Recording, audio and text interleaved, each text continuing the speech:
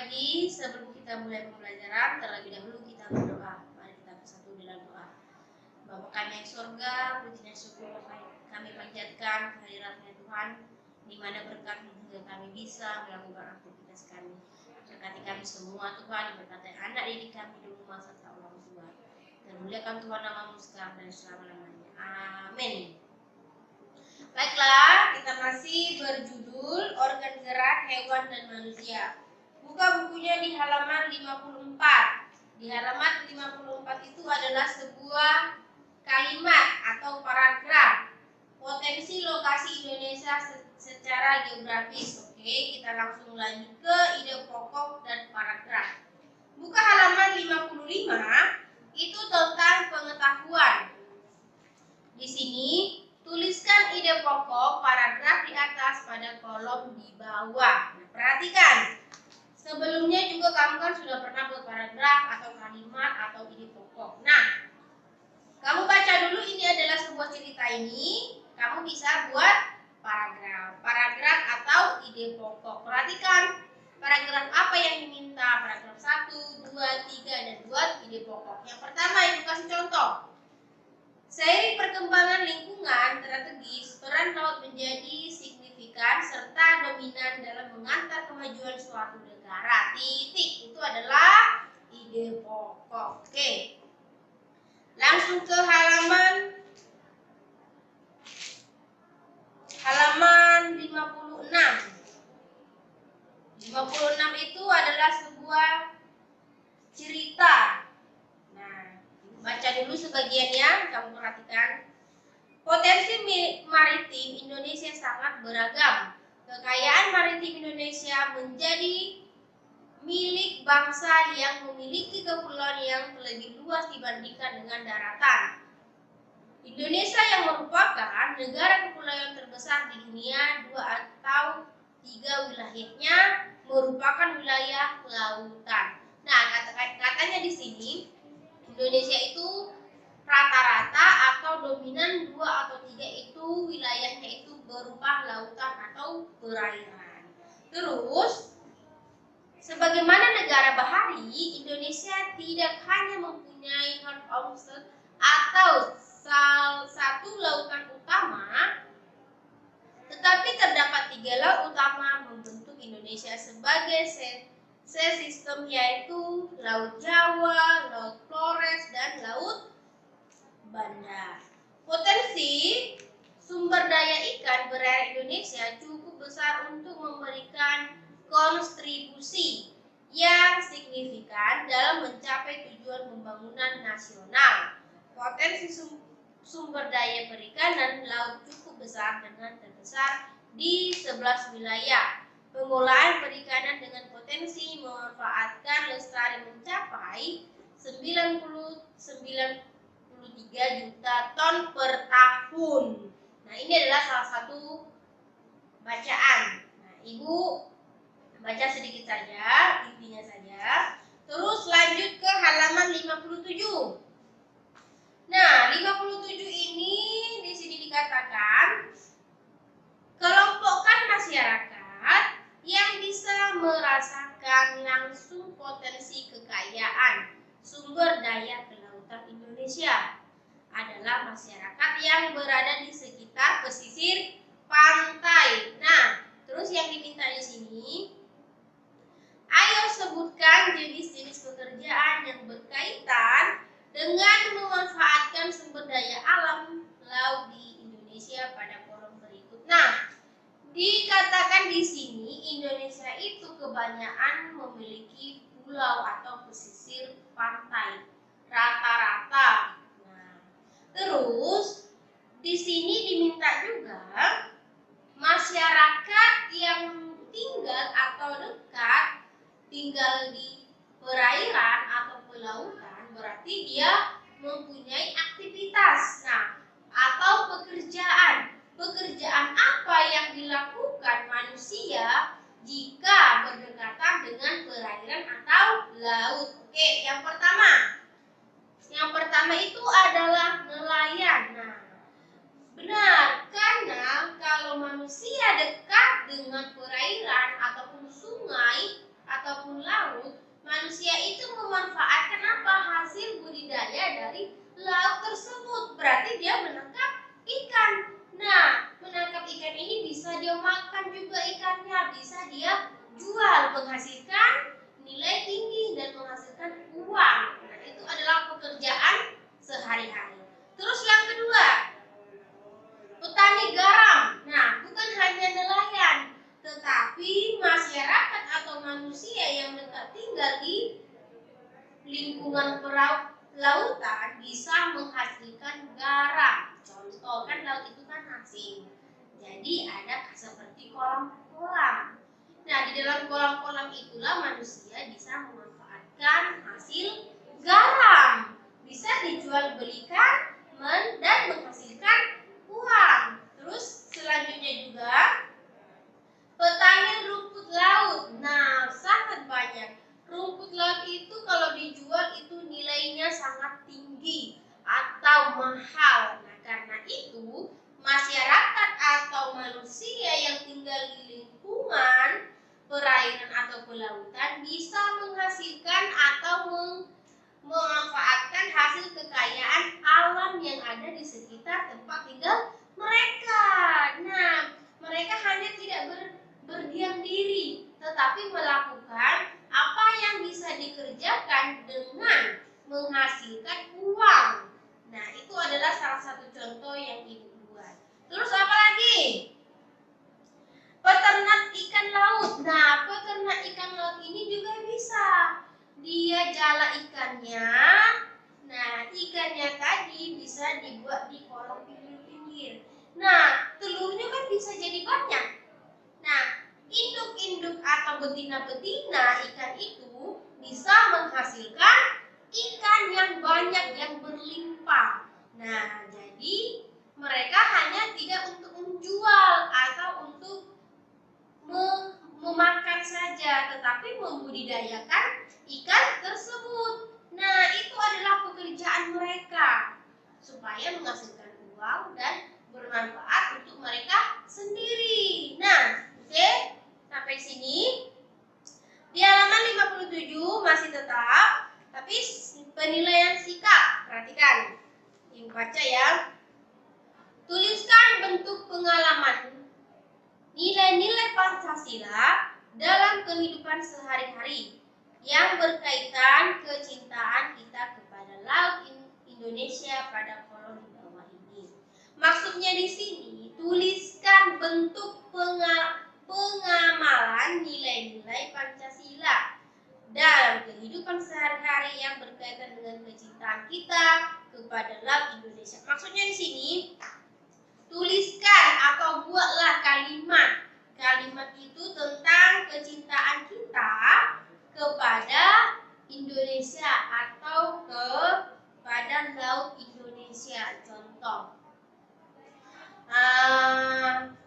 saya mencintai Indonesia karena adanya laut yang sangat luas, bisa menghubungkan antara benua Pasifik dengan benua Samudra Hindia. Itu adalah salah satu contoh. Terus saya mencintai Indonesia dengan adanya kekayaan Indonesia atau kekayaan laut yang ada di Indonesia bisa menghasilkan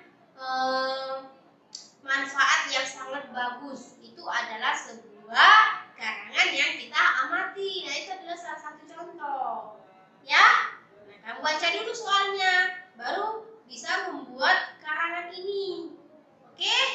Nah, Ibu harap kamu bisa mengerti, kamu bisa membuat sebuah karangan atau cerita. Karena apa? Kamu sudah kelas 5. Dari sekarang itu belajar untuk mengarang atau membuat kata-kata dari bahasa kita sendiri.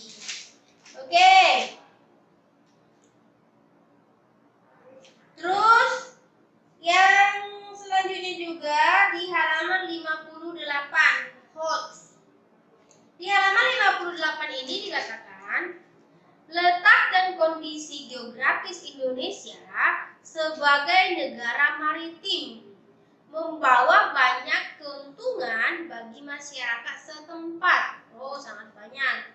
Terus, namun di sisi lain terdapat dampak negatif yang juga mengancam Indonesia. Ada dampak buruk dan ada dampak baik. Di mana-mana, dimanapun kita berada ataupun tempat tinggal kita, ada dampak baik dan ada dampak buruk. Sama halnya seperti laut, ada dampak baik dan ada dampak buruk. Nah, apa soalnya? Perhatikan.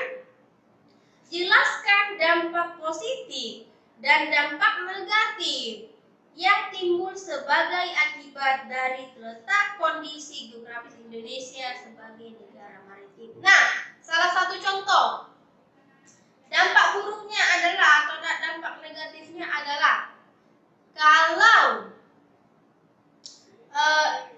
laut tadi banjir, apa yang terjadi? Kalau tsunami terjadi di laut atau ombak banyak, apa yang terjadi? Itu fatal atau tidak? Ya, berarti dia fatal. Kalau laut tersebut banjir atau ombaknya besar, menghampiri rumah-rumah masyarakat yang ada di pesisir pantai, otomatis apa? Ada yang meninggal. Bukan hanya meninggal, ada rumahnya rusak, tidak ada tempat tinggal. Itu adalah dampak yang sangat buruk bagi kehidupan kita. Nah, kalau dampak baiknya apa? Dampak baiknya itu seperti yang Ibu jelasin tadi, bisa menghasilkan ikan yang banyak, bisa menghasilkan garam, bisa menghasilkan rumput laut. Itu adalah dampak yang baik. Setiap kegiatan atau setiap perilaku ada dampak buruk dan ada dampak baik. Itu adalah sebuah yang terjadi di dalam tentang maritim atau kelautan yang ada di Indonesia. Oke. Dan buka halaman 59. Penilaian pengetahuan, ini tentang menghubungkan. Nah, mengapa kamu bisa menghubungkan? Kamu bisa baca dulu atau di sini. Di halaman 58. Oke, kita baca. Keragaman budaya Indonesia. Oke. Yuk baca, kamu perhatikan juga. Orang yang tinggal di gunung cenderung punya atap rumah yang lebih pendek jika dibandingkan dengan orang yang tinggi di pantai. Jadi, kalau kata ahli geografi, tempat tinggal itu dapat mempengaruhi kebiasaan suatu masyarakat. Hal ini dinamakan dengan faktor geografis. Oke. Yang pertama itu adalah 1. Keragaman suku, bangsa, dan budaya. Suku, bangsa, dan budaya adalah sekelompok manusia yang memiliki kesamaan budaya yang terikat dengan identitas tersebut. Nah, katanya di sini suku bangsa ini mengelompokkan manusia yang memiliki keragaman budaya atau kesamaan budaya dengan identitasnya tersebut.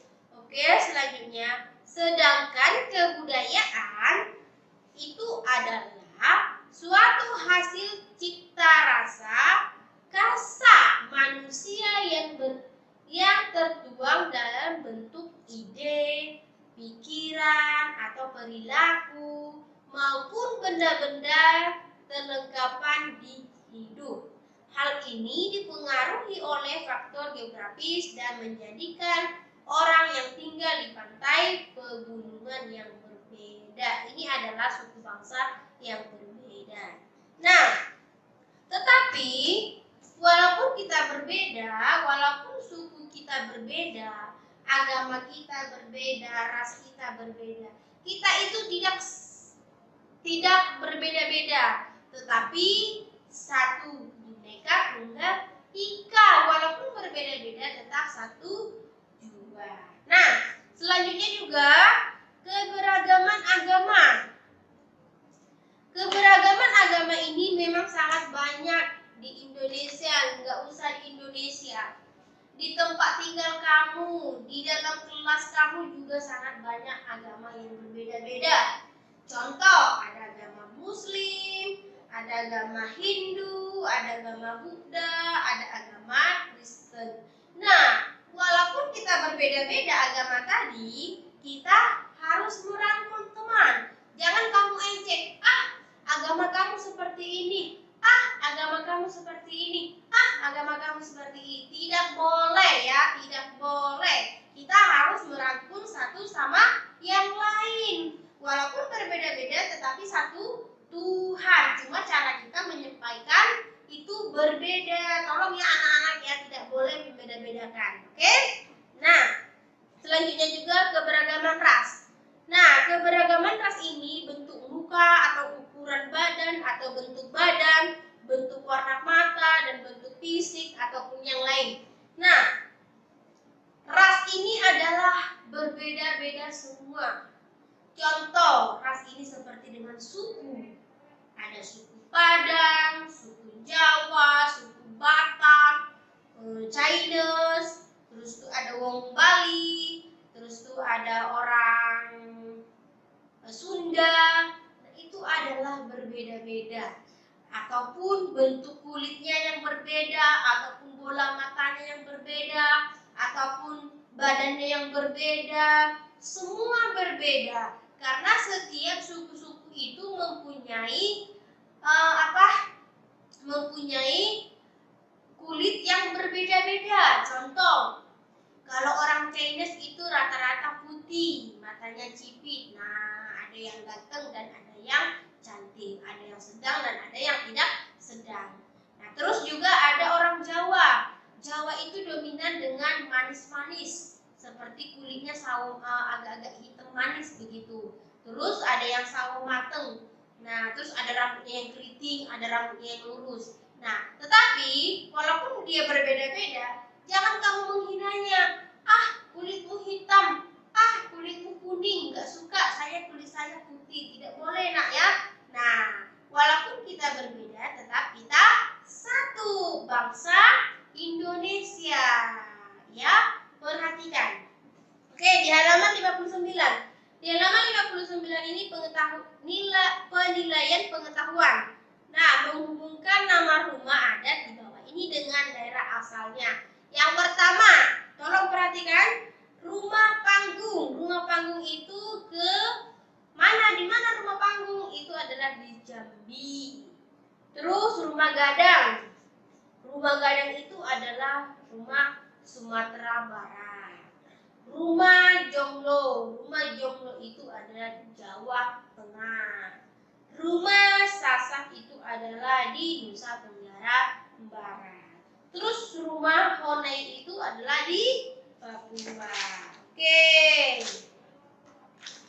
Halaman 60. Di halaman 60 ini ada bacaan juga, kamu baca ya. Nah, tapi Ibu langsung ke sini ke penilaian sikap. Ini kan katanya kelompokmu, tapi tidak usah kamu sendiri.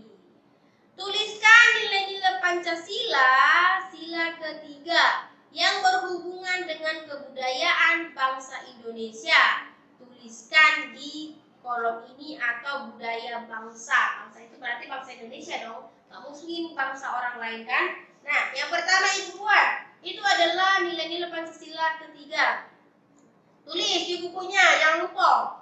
Yang pertama itu bangga dan cinta tanah air. Nah, kamu selaku bangsa Indonesia, kamu bangga nggak? Atas apa? Atas perjuangan pahlawan-pahlawan yang telah gugur. Kalau tidak Indonesia merdeka, berarti Indonesia dijajah oleh negara asing. Berarti kita bangga dong. Kita bangga selaku bangsa Indonesia. Makanya kita bangga itu bukan hanya untuk bangga dengan bangsa atau diri kita, tetapi kita harus mencintai tanah air kita, ya. Terus yang kedua juga, rela berkorban demi kepentingan bangsa. Nah, kamu ingat masa penjajahan itu? Kamu sudah belajar kan di kelas 4? Nah, masa penjajahan itu dia tidak mementingkan dirinya sendiri, tetapi mementingkan rakyat-rakyat atau asal dia dari Indonesia untuk mengibarkan bendera merah putih. Kepentingan dia ditinggal hanya untuk mempertahankan bangsa Indonesia. Terus, yang ketiga, menjalin hubungan yang baik dengan semua unsur bangsa. Nah, karena Indonesia sudah merdeka, berarti kita harus menjalin hubungan dengan baik dengan luar negeri. Pada umumnya, negara yang menjajah Indonesia, kita sudah berdamai. Oke, kita berdamai. Tidak adanya lagi penjajahan atau perperangan di wilayah kita. Kita harus. Contoh, Indonesia bekerja sama dengan Amerika Serikat. Indonesia bekerja sama dengan Belanda. Indonesia bekerja sama dengan Malaysia. Mengapa? Supaya karena mereka sudah menganggap kita saudara, kita harus bekerja sama dengan mereka. Kalau mereka berkunjung ke Indonesia, kita sambut mereka. Kalau kita berkunjung ke negara mereka, mereka sambut mereka sambut kita. Seperti presiden kita berkunjung ke Amerika atau ke Arabia. Nah, disambutkan dengan baik. Nah, dengan orang Arab juga atau orang Arabia juga berkunjung ke Indonesia, disambut dengan baik. Nah, itu adalah balasan kita kepada mereka. Oke, perhatikan. Nah, yang kedua itu adalah sila Pancasila yang ketiga. Yang kedua itu memajukan pergaulan demi bangsa. Maksudnya di sini pergaulan kita memajukan. Walaupun pergaulan kita lebih maju dengan negara asing, jangan kita ikut-ikut. Biarlah mereka seperti itu. Kita menyesuaikan dengan kita di mana tinggal, di mana kita berada. Kita bangsa Indonesia harus menjaga pergaulan yang baik. Ada pergaulan yang di luar sana, dia tidak bagus, dia bertato-tato segala macam, dia tindik-tindik kuping, dia suka membunuh atau kanibal. Jangan kita contoh. Itu adalah sisi yang tidak harus kita contoh. Contohlah yang harus baik. Oke, selanjutnya menjunjung persatuan dan kesatuan. Nah, kita selaku bangsa Indonesia harus menjunjung kesatuan.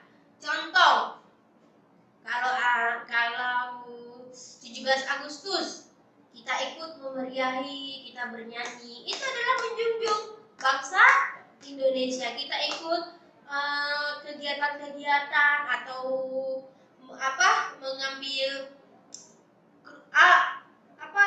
bendera dari pisang gitu, terus tuh atau lomba kelereng, itu adalah ikut memeriahkan hari kemerdekaan Indonesia.